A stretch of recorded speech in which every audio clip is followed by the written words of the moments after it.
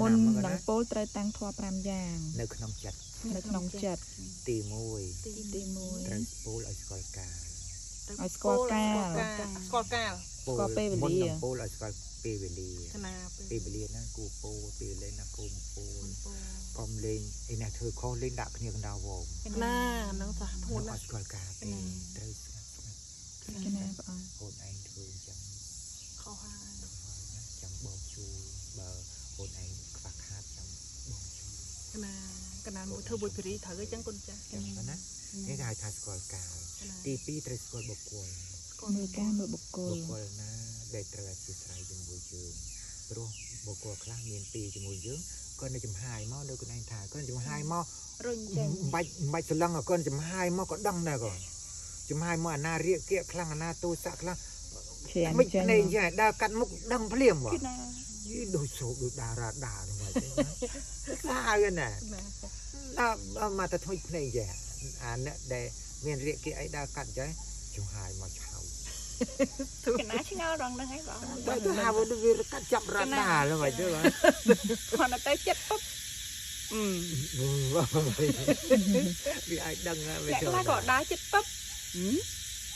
ចឹងបងហើយមើលណាអាដែលធៀបត្រូវគ្នាណា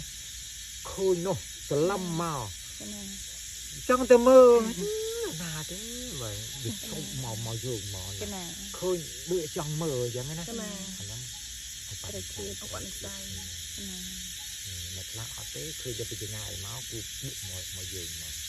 គូឲ្យឆ្លងយើងពុលជាមួយទៅមកអាហ្នឹងទី1ស្អីមិញ